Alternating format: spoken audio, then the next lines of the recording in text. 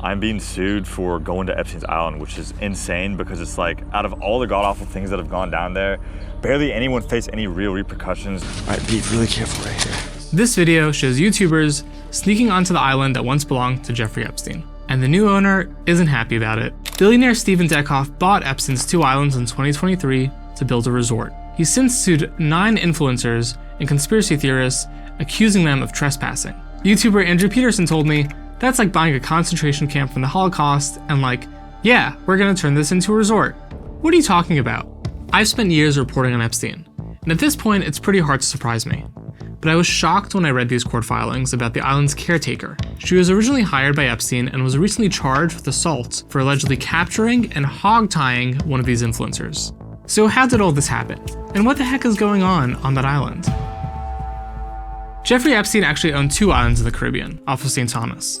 The larger one is uninhabited. The smaller one, Little St. James, was where he tasked his former girlfriend, Ghislaine Maxwell, with setting up a sprawling compound. Ghislaine not only brought in home furnishings, but also sand and palm trees. This was the main house.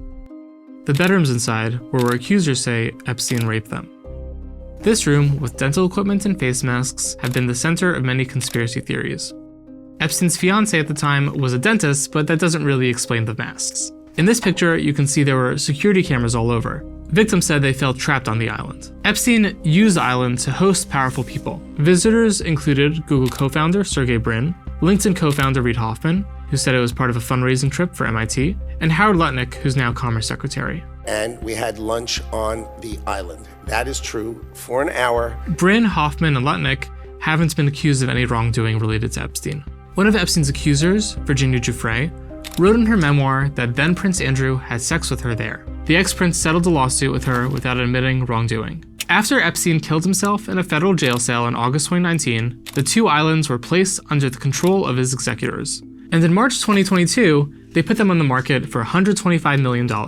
About a year later, a billionaire private equity firm founder, Stephen Deckhoff, bought the islands for $60 million and announced his plans to build a resort. His spokesperson told me that Deckhoff and Epstein had never met. But a resort has never been built, and Little St. James looks largely the same. The only visible change was that the so-called temple was repainted white, and the only construction permit Deckhoff has filed was to build a warehouse. That temple was at the center of many conspiracy theories that drew influencers to the island, and as far as I know, more than a dozen YouTubers have gone to film it.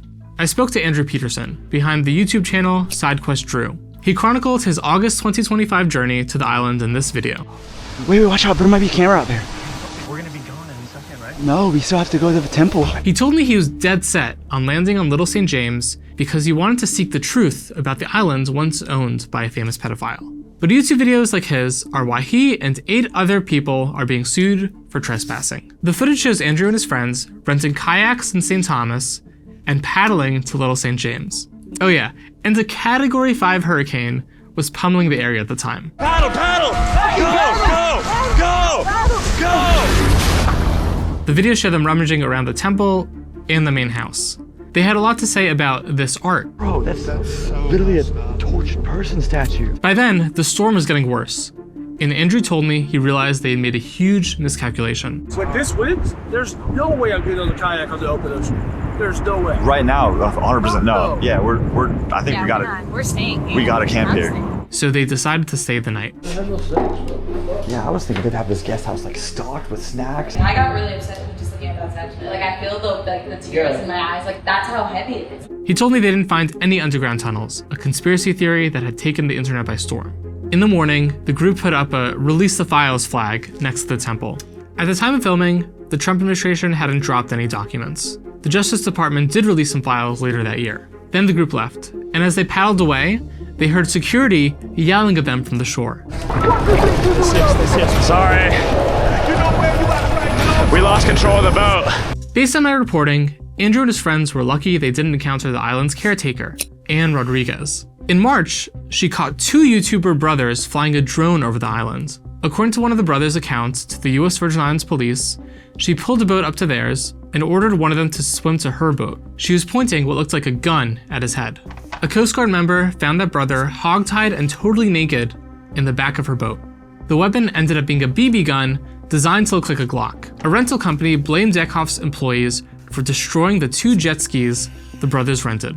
In May 2026, US Virgin Islands authorities brought false imprisonment, assault, and destruction of property charges against Anne Rodriguez. When I called her for comment, she said, "Hell no, have a good day." Dieckhoff then turned around and filed a lawsuit against both of the YouTuber brothers, as he did against Andrew Petersen and Ryan Dalton, creator of this conspiracy theory crowdfunding site who visited in April, and against the YouTuber behind this video. Dieckhoff's lawsuits seek any money the content creators made from their videos. Andrew said his group had already donated $30,000 of the revenue from the videos to Polaris, an organization that fights human trafficking. A spokesperson for Dieckhoff told me that trespassers pose a danger for the people who work on the island, and they will continue to pursue every legal remedy, particularly for people who film themselves trespassing and make money off these videos. Andrew told me his group anticipated potential legal consequences, including going to jail, which he said would be pretty insane. But because he viewed going to the island as necessary for his role as an independent journalist, he went anyway. I don't see this trend stopping anytime soon.